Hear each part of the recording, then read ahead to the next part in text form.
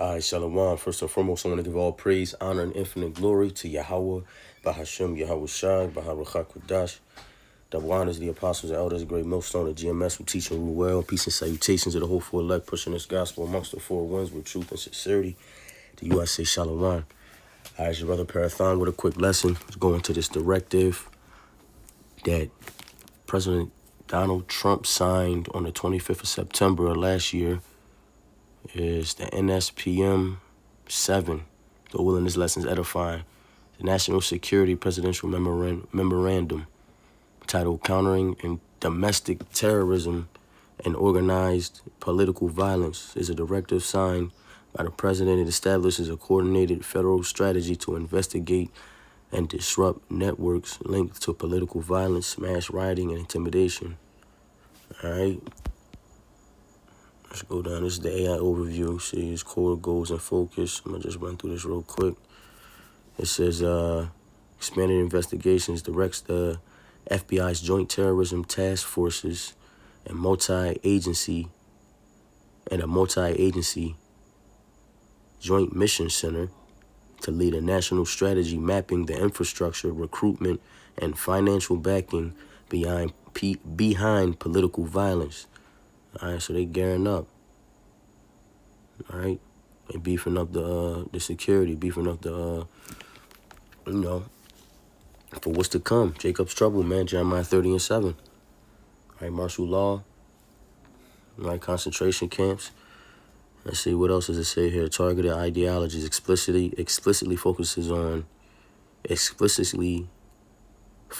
enforcement attention on networks and movements associated with specific ideologies, including anti-fascism, anti-Americanism, anti-capitalism, radical views on migration, race, and gender. See, this we see what's going on here, and we know it's going to get even deeper than that, going into all the different genders, right? So-called genders we have now. So, yeah, financial tax and security, financial and tax scrutiny, Salakia, tasked the Department of the Treasury and IRS criminal investigation with scrutinizing tax-exempt entities and non-governmental organizations suspected of indirectly or directly funding or facilitating targeted political violence.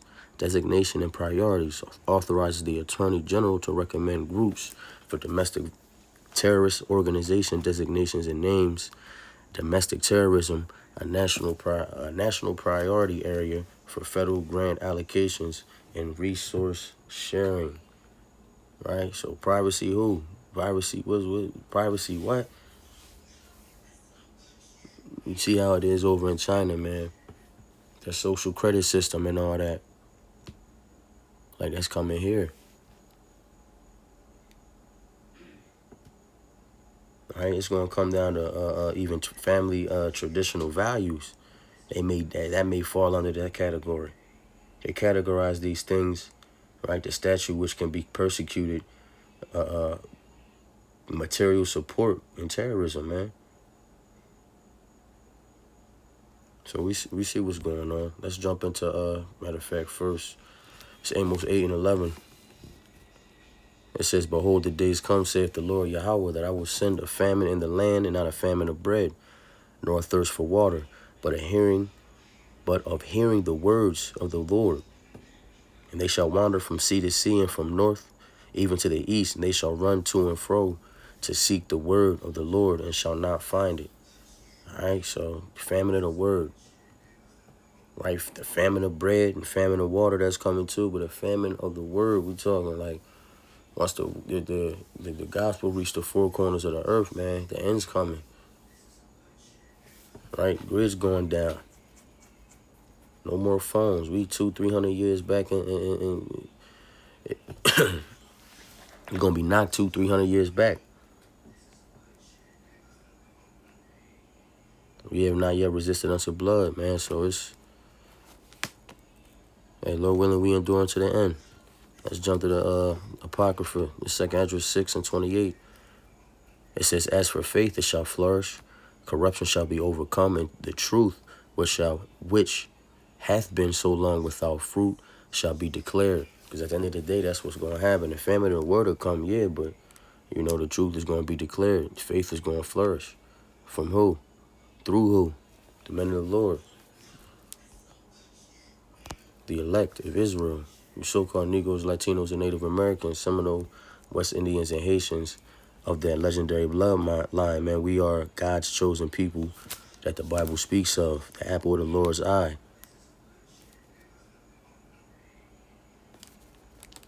Let me grab.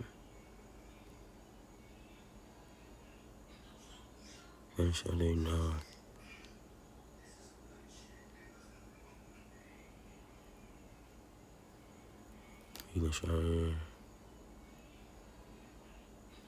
Salakia.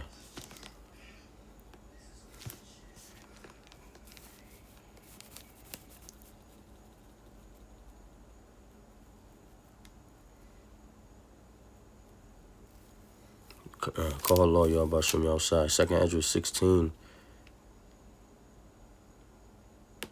and 73, straight to the point. Right?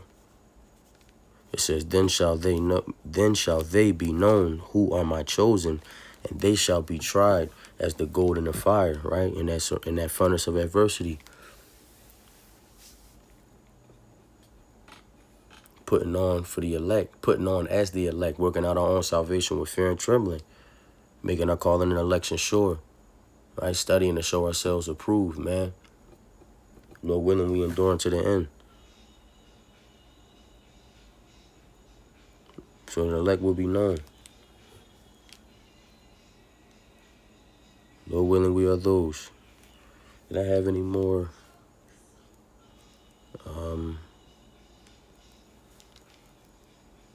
Let's blow this up.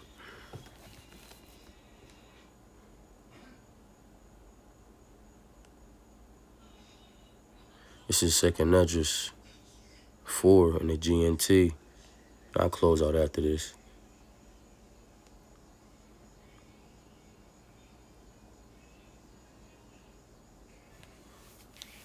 End of the age. Start at verse 25. It says, Why doesn't the Most High do something to help his own people? These are the questions that I want to ask. Oriel, the angel, answered, If you live long enough, you will be surprised at what you will see, because this age is rapidly passing away. This age is so full of misery and imperfection that it cannot hold all the blessings that the Most High has promised the righteous in the time to come, the elect of Israel. Right? It says the evil, right? Starting with the elect, the whole nation of Israel, right? Being a kingdom, having the 2/3, right? That'd be brought back through the loins of the elect. The elect would be like the forefathers in the kingdom of heaven.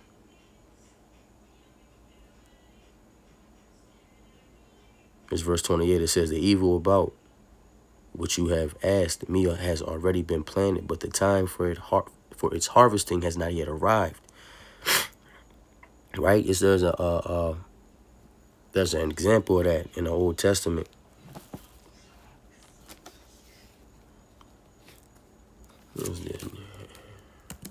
Iniquity in the Amorites.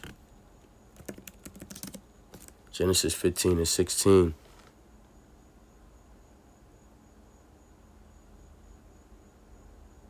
And this is straight to the point, and this is just to give it context. This is Abram at the time was having a dream. I'm going to start at verse 13. It says, And he said unto Abram, Know of a surety that thy seed shall be a stranger in a land that is not theirs, and shall serve them, and they shall inflict them 400 years. And also that nation, right? That's, come on, transatlantic slave trade. This is history. It says, and also that nation whom they shall serve, right? Esau, Edom, will I judge, and afterwards they shall come out with great substance. All right, so Salakia, this is talking about the time of the great Pharaoh, and the time of Egypt, the time of Moses, when our people were delivered, the great Exodus.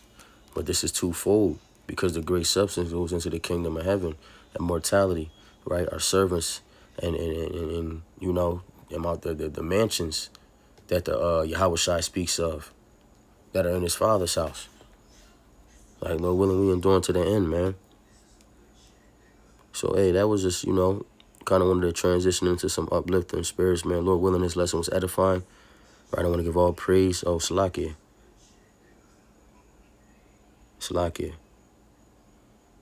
Genesis 15 and 16, we didn't even hit it.